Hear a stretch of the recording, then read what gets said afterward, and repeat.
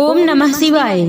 प्रिय भक्तजनों, आज मैं आपको नवरात्रि के तीसरे दिन की देवी माँ दुर्गा के तीसरे स्वरूप माता चंद्रघंटा की कथा का श्रवण करा रही हूँ, जिसके माध्यम से आप जानेंगे माता चंद्रघंटा की पौराणिक कथा और माता वैष्णो देवी की पौराणिक कथा।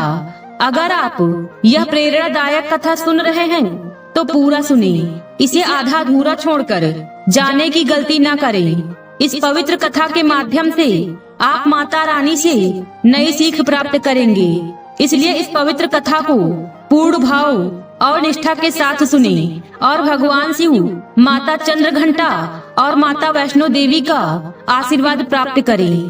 तो चलिए कथा को प्रारंभ करते हैं। या देवी सर्वभूतेषु माँ चंद्रघंटा रूपेण संस्थिता, नमस्तस्यै नमस्तस्यै नमस्तस्यै नमो नमः। माँ दुर्गा की तीसरी शक्ति है चंद्रघंटा। नवरात्रि में तीसरे दिन माता चंद्रघंटा की पूजा आराधना की जाती है। देवी का यह स्वरूप परम शांतिदायक और कल्याणकारी है, इसलिए कहा जाता है कि हमें निरंतर उनके पवित्र विग्रह को ध्यान में रखकर साधना करना चाहिए। उनका ध्यान हमारे इहलोक और परलोक दोनों के लिए कल्याणकारी और सद्गति देने वाला है।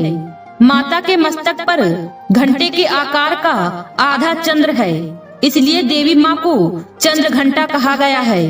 इनके शरीर का रंग सोने के समान बहुत चमकीला है। माता चंद्रघंटा के 10 हाथ हैं।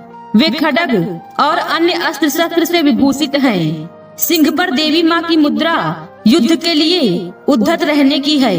माता चंद्रघंटा की घंटे सी भयानक ध्वनि से अत्याचारी दानव, दैत्य और राक्षस कांपते रहते हैं। नवरात्रि में तीसरे दिन माता चंद्रघंटा की पूजा का महत्व है। माता चंद्रघंटा की कृपा से साधक को अलौकिक वस्तुओं के दर्शन होते हैं, दिव्य सुगंधियों का अनुभव होता है और कई तरह की ध्वनियाँ सुनाई देने लगती हैं। इन क्षणों में साधक को बहुत सावधान रहना चाहिए। देवी चंद्रघंटा की आराधना करने से साधक में वीरता और निर्भयता के साथ ही सौम्यता और विनम्रता का विकास होता है। इसलिए हमें चाहिए कि मन, वचन और कर्म के साथ ही काया को विहित विधि विधान के अनुसार परिशुद्ध पवित्र करके चंद्रघंटा के शरणागत होकर उनकी उपासना आराधना करना चाहिए। इससे सारे कष्टों से मुक्त होकर सहज ही परम पद के अधिकारी बन सकते हैं। यह देवी कल्याणकारी है। माना जाता है कि जो भी व्यक्ति माँ चंद्रघंटा की पूरी श्रद्धा भक्ति से आराधना करता है वह पराक्रमी और निर्भय हो जाता है। आइए विस्तार से जानते हैं माँ चंद्रघंटा की कथा और उनके मनपसंद भोग के बारे में। आज नवरात्रि का तीसरा दिन जो माँ चंद्रघंटा को समर्पित माना जाता है। इनके माथे पर अर्धचंद्र सुशोभित है, इसलिए इन्हें चंद्रघंटा कहा गया है। साथ ही माँ चंद्रघंटा की पूजा अर्चना करने पर हर तरह के भय से मुक्ति मिलती है। साथ ही यह भी मान्यता है कि माँ चंद्रघंटा की कथा का पाठ करने से शरीर के सभी रोग और कष्ट दूर होते हैं। कथाओं के अनुसार माँ दुर्गा का पहला रूप माँ शैलपुत्री और दूसरा माँ ब्रह्मचारिणी स्वरूप जो भगवान शंकर को प्राप्त करने के लिए माना जाता है।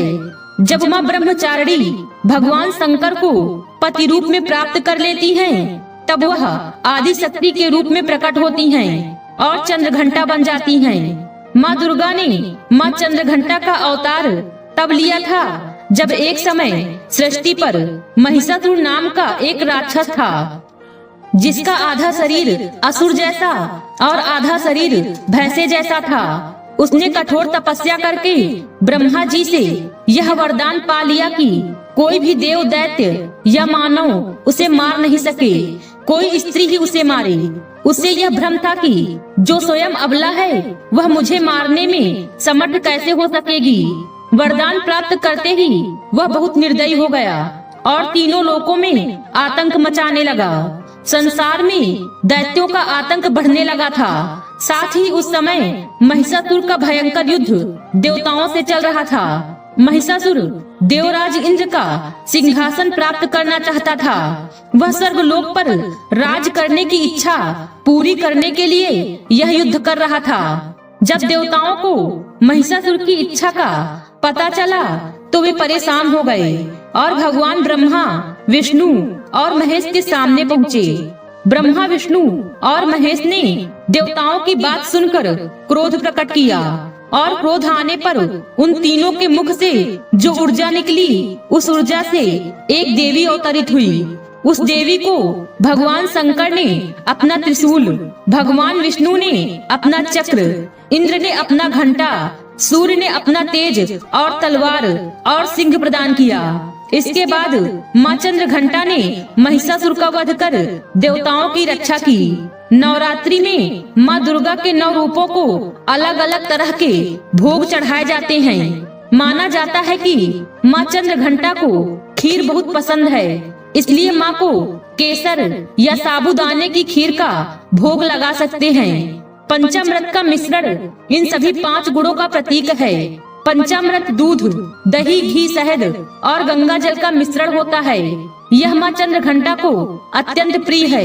यह मिश्रण 5 पवित्र पदार्थों से बना होता है, जिनमें से प्रत्येक का अपना महत्व है। दूध को शुद्धता और पोषण का भी प्रतीक माना जाता है, इसलिए आप माँ चंद्र घंटा को कच्चा दूध भी चढ़ा सकते हैं। दही भी माँ चंद्र घंटा को बहुत प्रिय है। आप दही को सादा या फिर फलों के साथ मिलाकर भी चढ़ा सकते हैं। धार्मिक मान्यता के अनुसार माँ चंद्र घंटा संसार में न्याय व अनुशासन स्थापित करती हैं। प्रेम से बोलिए जय चंद्र घंटा माता की। अब आइए सुनते हैं माता वैष्णो देवी की कथा। हसाली नामक गांव में माँ वैष्णो देवी के परम भक्त श्रीधर रहा करते थे। वह निसंतान होने से दुखी थे। एक दिन उन्होंने नवरात्रि पूजन के लिए कुमारी कन्याओं को बुलाया और माँ वैष्णो कन्या भेष में उन्हीं के बीच आ बैठी। पूजन के बाद सभी कन्याएं तो चली गई, पर माँ वैष्णो देवी वही रही और श्रीधर से बोली, सबको अपने घर भंडारे का निमंत्रण दे आओ। श्रीधर ने उस दिव्य कन्या की बात मान ली और आसपास के गांव में भंडारे का संदेश पहुंचा दिया। वहां से लौटकर आते समय गुरु गोरखनाथ व उनके शिष्य बाबा भैरवनाथ जी के साथ उनके दूसरे शिष्यों को भी भोजन का निमंत्रण दिया। भोजन का निमंत्रण पाकर सभी ग्रामवासी अचंभित थे कि वह कौन सी कन्या है जो इतने सारे लोगों को भोजन करवाना चाहती है। इसके बाद श्रीधर के घर में अनेक ग्रामवासी आकर भोजन के लिए एकत्रित हुए। तब कन्या रूपी माँ वैष्णो देवी ने एक विचित्र पात्र से सभी को भोजन परोसना शुरू किया। भोजन परोसते हुए जब कन्या भैरवनाथ के पास गई, तब उन्होंने कहा कि मैं तो खीर पूरी की जगह मांस भक्षण और मदिरा पान करूंगा। तब कन्या रूपी माँ ने उसे समझाया कि यह ब्राह्मण के यहाँ का भोजन है, इसमें मांसाहार नहीं किया जाता। किंतु भैरवनाथ जानबूझकर अपनी बात पर अड़ा रहा। अब भैरवनाथ ने उस कन्या को पकड़ना चाहा। तब माँ ने उसके कपट को जान लिया। माँ वायु रूप में बदलकर त्रिकूट पर्वत की ओर उड़ चली। भैरवनाथ जी उनके पीछे गए। माना जाता है कि माँ की रक्षा के लिए पवन पुत्र हनुमान भी थे। मान्यता के अनुसार उस वक्त श्री हनुमान जी माता जी की रक्षा के लिए उनके साथ ही थे। हनुमान जी को प्यास लगने पर माता ने उनके अनुग्रह पर धनुष से पहाड़ पर बाण चलाकर एक जलधारा निकाली और माता ने उस जल में अपने केश धोए। आज वही पवित्र जलधारा बाण गंगा के नाम से जानी जाती है, जिसके पवित्र जल का पान करने या इसमें स्नान करने से श्रद्धालुओं की सारी थकावट और तकलीफें दूर हो जाती हैं। इस दौरान माता ने एक गुफा में प्रवेश कर 9 माह तक तपस्या की। भैरवनाथ जी उनके पीछे वहां तक आ गए। तब एक साधु ने भैरवनाथ जी से कहा, तू जिसे एक कन्या समझ रहा है वह आदि जगदम्बा है, इसीलिए उस महाशक्ति का पीछा छोड़ दे। भैरवनाथ ने साधु की बात नहीं मानी। तब माता गुफा के दूसरी ओर से मार्ग बनाकर निकल गई। यह गुफा आज भी अर्धकुमारी या आदि कुमारी या गर्भ भोजन के नाम से प्रसिद्ध है। अर्धकुमारी के पहले माता की चरण पादुका भी है। यह वह स्थान है जहां माता ने भागते भागते मुड़कर भैरवनाथ को देखा था। गुफा से बाहर निकलकर कन्या ने देवी का रूप धारण किया। माता ने भैरवनाथ को समझाया और वापस जाने को कहा, फिर भी वह नहीं माना। तत्पश्चात माता गुफा के भीतर चली गई। तब माता की रक्षा के लिए हनुमान जी ने गुफा के बाहर भैरवनाथ से युद्ध किया। भैरवनाथ ने भी हार नहीं मानी। तब माता वैष्णो ने काली का रूप लेकर भैरवनाथ का संहार किया। भैरवनाथ का सिर कटकर भवन से 8 मील दूर त्रिकूट पर्वत की भैरवी घाटी में गिरा। उस स्थान को भैरवनाथ के मंदिर के नाम से जाना जाता है, जिस स्थान पर माँ वैष्णो देवी ने हठी भैरवनाथ का वध किया। वह स्थान पवित्र गुफा अथवा भवन के नाम से प्रसिद्ध है। इसी स्थान पर माँ काली दाएं, माँ सरस्वती मध्य और माँ लक्ष्मी बाएं पिंडी के रूप में गुफा में विराजमान हैं। इन तीनों के सम्मिलित रूप को ही माँ वैष्णो देवी का रूप कहा जाता है। कहा जाता है कि अपने वध के बाद भैरवनाथ को अपनी भूल का पश्चाताप हुआ और उसने माँ से क्षमा दान की भीख मांगी। माता वैष्णो देवी जानती थी कि उन पर हमला करने के पीछे भैरवनाथ जी की प्रमुख इच्छा मोक्ष प्राप्त करने की थी। उन्होंने न केवल भैरवनाथ जी को पूर्व जन्म के चक्र से मुक्ति दिलाई, बल्कि उन्हें वरदान देते हुए कहा कि हे भैरवनाथ, मेरे दर्शन तब तक पूरे नहीं माने जाएंगे जब तक कोई भक्त मेरे बाद तुम्हारे दर्शन नहीं करेगा। उसी मान्यता के अनुसार आज भी भक्त माता वैष्णो देवी के दर्शन के बाद 8 किलोमीटर की खड़ी चढ़ाई चढ़कर भैरवनाथ जी के दर्शन को जाते हैं। इसी बीच वैष्णो देवी ने 3 पिंडी सिर सहित एक चट्टान का आकार ग्रहण किया और सदा के लिए अंतर्मग्न हो गई। इसी बीच माता वैष्णो देवी ने पंडित श्रीधर को स्वप्न में सब कुछ बताया। वे त्रिकुटा पर्वत की ओर उसी रास्ते आगे बढ़े जो उन्होंने सपने में देखा था। अंततः वे गुफा के द्वार पर पहुँचे। उन्होंने कई विधियों से पिंडियों की पूजा की और दिनचर्या बना ली। श्रीधर की पूजा से माँ वैष्णो देवी प्रसन्न हुई। वे उनके सामने प्रकट हुई और उन्हें आशीर्वाद दिया। तब से श्रीधर और उनके वंशज माता वैष्णो देवी की पूजा करते आ रहे हैं और माता वैष्णो देवी अपने भक्तों का कल्याण निरंतर करती आ रही हैं। हिंदू पौराणिक मान्यताओं के अनुसार जगत में धर्म की हानि होने और अधर्म की शक्तियों के बढ़ने पर आदि शक्ति के सतर्जित 3 रूप महासरस्वती, महालक्ष्मी और महादुर्गा ने अपने सामूहिक बल से धर्म की रक्षा के लिए एक कन्या प्रकट की। यह कन्या त्रेता युग में भारत के दक्षिणी समुद्र तट रामेश्वरम में पंडित रत्नाकर की पुत्री के रूप में अवतरित हुई। कई साल से संतानहीन रत्नाकर ने बच्ची को त्रिकुटा नाम दिया, परंतु भगवान विष्णु के अंश से प्रकट होने के कारण वैष्णवी नाम से विख्यात हुई।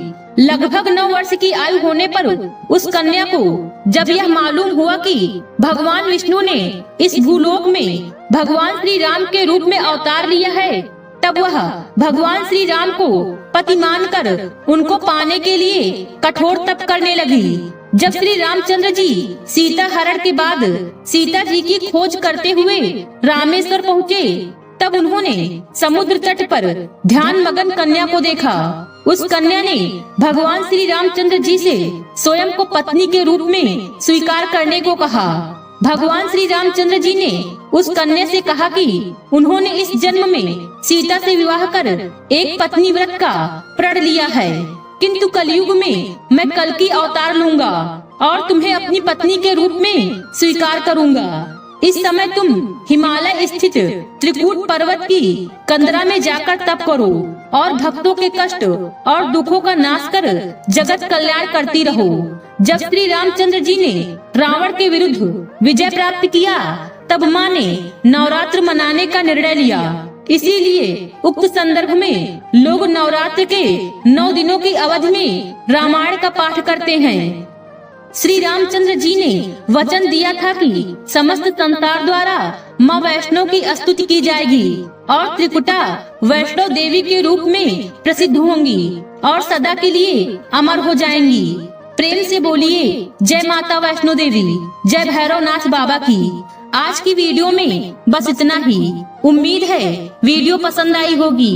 इस वीडियो में बोलते समय कोई त्रुटि हुई हो तो क्षमा करें। वीडियो पसंद आई हो तो वीडियो को लाइक और शेयर करें और चैनल को सब्सक्राइब कर दें और कमेंट बॉक्स में जय मां भगवती और हर हर महादेव लिखना बिल्कुल न भूलें। मिलते हैं अगले वीडियो में। खुश रहिए और खुशियाँ बांटते रहिए। हर हर महादेव, जय मां भगवती।